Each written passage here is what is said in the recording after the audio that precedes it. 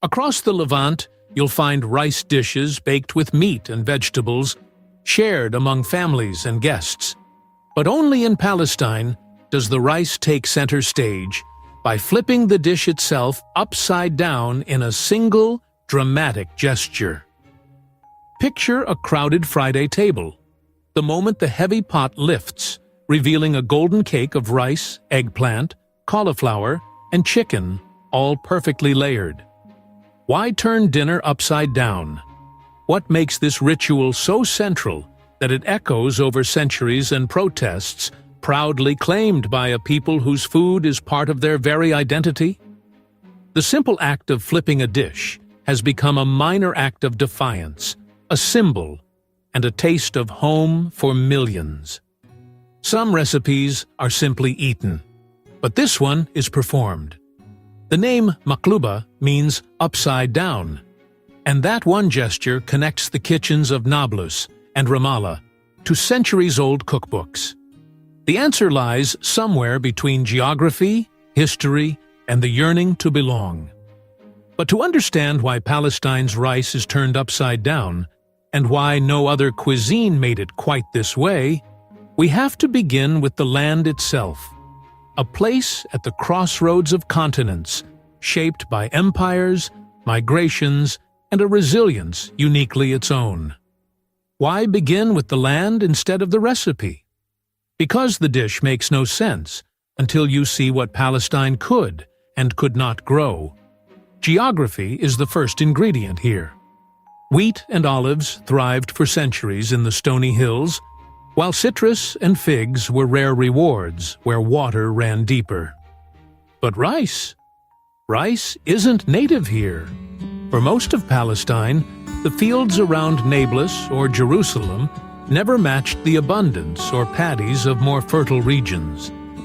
Instead, rice arrived as a rare ingredient, carried by traders and pinned to celebration, its very rarity setting it apart as a sign of hospitality or survival.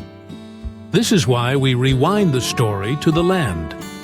Geography set the stage for scarcity and creativity, and understanding what the land could and could not provide explains not just the ingredients, but the ritual that defines maqluba. Palestine became a meeting ground for traders and conquerors, and influence after influence left a mark. Umayyad, Abbasid, Ottoman, each brought new taste and cooking technique. Rice dishes persisted, but never became daily fare. When a family offered rice to guests, they crossed a line into ritual, a show of what they could provide. Here's the surprise. This is a grain that makes almost no geographic sense. Cooks in Palestine stretched what rice they had with whatever could be scavenged or grown. Eggplant, cauliflower, carrots. When meat was scarce, a single chicken stretched for a feast. Olive oil-flavored stews, clay tabun ovens gave meals their smoky scent. Clay pots allowed a cook to transform modest ingredients into a spectacle. The very act of layering and flipping became possible only because the land offered the raw tools for ceramics. New spices, roasting techniques, and yogurt entered kitchens and stayed. Yet the drama of the maqluba flip persisted, marking big moments in even the most modest homes. The story of rice here is a testament to making something special, against the landscape's odds. Still, geography only explains so much. To truly understand the dish's persistence, we have to look at the people who carried it across borders and generations, turning scarcity into the heart of a ritual kept alive in memory and exile. To follow the story of maqluba beyond the landscape, you have to follow the story of people, those who moved, traded, and carried memories across centuries. In Palestine, waves of migration and empire shaped every table. The land has seen Romans, Crusaders, Mamluks, and Ottomans, each layering its tastes onto the local fare. But even as rulers changed, the communal table remained a battleground for memory and identity. Every section of this story is a handoff. The reasons for the dish's survival run deeper than trade and farming. Rice's journey into this landscape is a story of adaptation and blending. The grain itself wasn't local. Records show that rice was first domesticated more than 9,000 years ago in China, traveling thousands of kilometers via trade and migration. As it spread, rice picked up the flavors and customs of each land. In Palestine, it arrived well after wheat and barley, integrated through centuries of Levantine commerce and creativity. To understand how far back maqluba's story stretches, let's rewind to the 13th century. That's when a dish called maqluba appears in the Kitab al-Tabikh, a medieval Arabic cookbook, not as the rice and vegetable showstopper we know today, but as an egg casserole. Recipes, like people, evolved through displacement.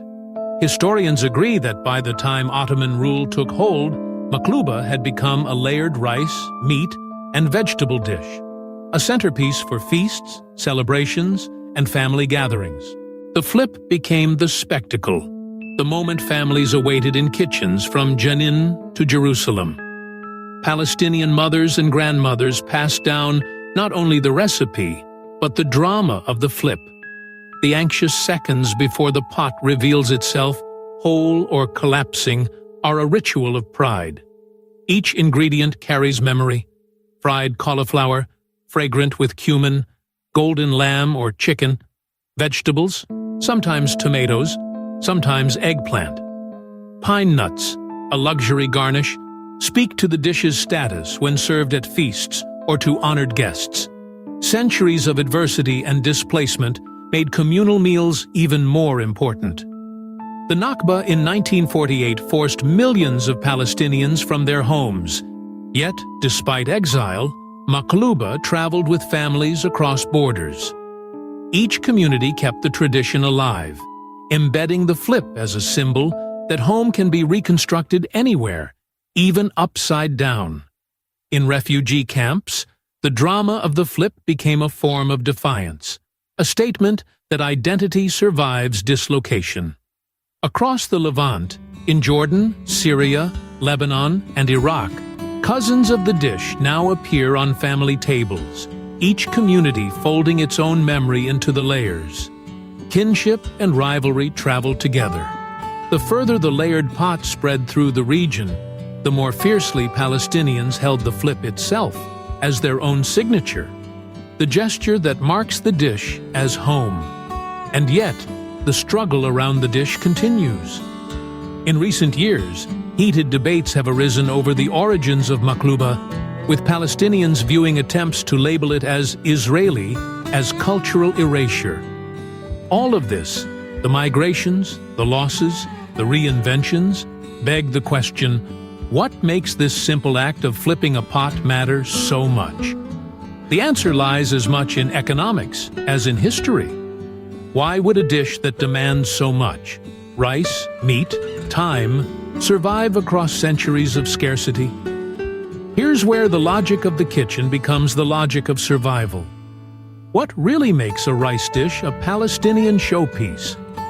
Economics pressed as firmly as tradition. Rice wasn't grown in abundance here. It arrived in port cities or overland, priced high, rationed, and eyed for special occasions.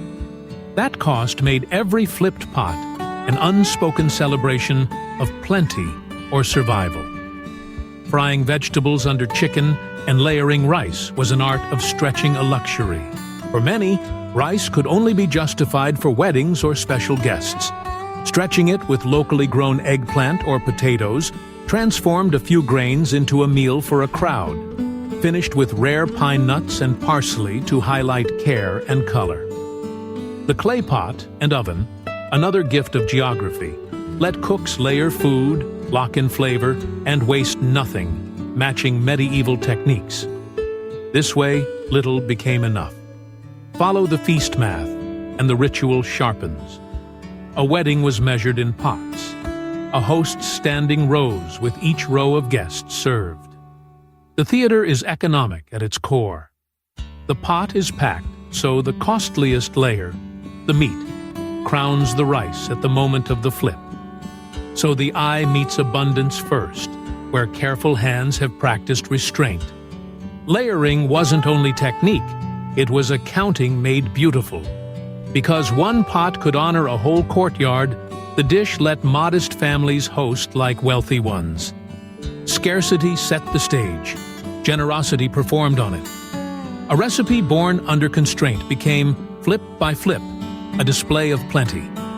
Palestinian tables have long responded to scarcity and politics. Ongoing blockades, rising prices, and food shortages force adaptations. Meat is swapped for what's available, and communal preserving, munach, means vegetables can always stretch rice further. This approach to food is uniquely communal. Resources and labor are shared, and the final drama, the flipped rice, carries even more meaning for its rarity and defiance. Today, as ingredients become harder to source, maqluba's endurance is a lesson in ritual. It's a dish that adapts, making abundance from limitation. Behind every flip is a celebration of what remains possible even when resources are thin, a statement of pride and resourcefulness. The next question? What does it mean when the challenge of finding ingredients becomes part of the ritual itself? And will maqluba always weather these changes? Today, maqluba is more than just a meal. It is a gesture of memory, solidarity, and identity. Flipping the dish has taken on new meaning for Palestinians. It is a minor act of resistance, a performance at gatherings, and a taste of home for families stretched across geographies. In protests and diaspora dinners, the upside-down rice is not just about the food. It's a way for Palestinians to claim and defend cultural ownership, even as others have sought to appropriate or rename the dish. Celebrated at weddings, feasts marking the end of Ramadan, and in refugee encampments, maqluba is both a link to the past and a signal of resilience. Its appearance signals not just plenty, but creativity in the face of restriction, a declaration of presence, even in absence. The drama of the flip is a reminder. Here is a people who continue to gather, adapt, and savor, no matter where they find themselves. Food here is never just food. It's claim, it's memory, it's hope. But the deeper wonder is this. Every flipped dish is an unbroken thread running through ordinary kitchens back to medieval tables. Each performance brings the past forward, letting memory be tasted anew, not simply remembered. That's how an upside-down pot of rice became not just a Palestinian tradition, but a living, steaming symbol of the endurance and the stubborn, generous imagination of a people who refuse to vanish from their own table. Yet after centuries, one twist remains unresolved. What does it mean, truly, to turn a meal upside down? And why does that action linger in the mind, long after the last bite? Flip the pot. Watch the rice fall, the crust gleam, the aroma rise. In that instant, centuries move. What started as a performance of resilience has become a ritual of belonging, a way for Palestinians to say, "We are still here." The land gave olive oil and clay, but it was scarcity and migration that gave the dish its soul. Each upside-down meal is a quiet rejoinder to loss, a kind of magic trick for memory. The true wonder is not just that the dish survives, but that every time it's flipped, a new bond is forged. At a table in Ramallah, a tent in Lebanon, a protest march in any city in the world. The answer to our opening question is as layered as the dish itself. Maqluba endures not for spectacle, but for the story it carries, upside down as history sometimes feels. For Palestinians, the rice is a taste of home, claimed, defended, and remade through every upheaval.